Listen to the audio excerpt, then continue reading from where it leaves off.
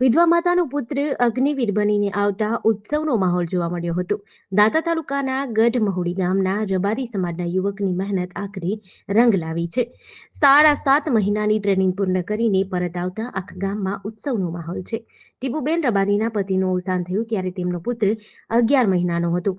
2002માં તેમને ઘર ચલાવવા અને બાળકોને પગભર થવા માટે મજૂરી કરી હતી. 45 રૂપિયા મજૂરીથી સતલાસણા રોડનું કામ ચાલતું હતું, ત્યાં મજૂરી કરવા જતા હતા. કેવલરામ રબારી અગ્નિવીર સિલેક્શનમાં 2 વખત પડી જવાથી ફેલ થયા હતા. ત્યારે ત્રીજા પ્રયાસે પાસ થતા સમગ્ર ગામમાં ઉત્સવનો માહોલ હતો. મહંત શ્રી બાલકદાસ મહારાજ, ઈસબોર મહાદેવ સહિત વિવિધ સંતો અને આગેવાનો પણ આવ્યા હતા. માણેકનાથ દાદાના આશીર્વાદથી અગ્નિવીર બન્યો હોવાનું યુવકે જણાવ્યું હતું. ઘરે આવી પોતાની ટોપી માતા અને ભાઈને પહેરાવી હતી. માતાના ખભે રડી આશીર્વાદ લીધા હતા. મારે અગ્નિવીરમાં સિલેક્શન થયું અને હું 7.5 મહિનાની ટ્રેનિંગ પૂરી કરી અને વતન ઘરે પહોંચ્યો પાછો. અને અહીંથી મારી રેલી માણેકનાથ લઈ ગઈ હતી. માણેકનાથથી અમારે ગામમાંથી ઘરે ગ્રામવાસીઓએ ભવ્ય સ્વાગત કર્યું.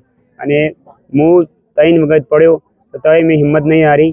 પહેલાં પડ્યો તો મેં કીધું કે હવે બીજી ટ્રાય મારી. બીજા ટ્રાયમાં પડી ગયો તો ત્રીજા ટ્રાયમાં મારું આ સિલેક્શન થઈ ગયું. મેં હિંમત નહીં હારી.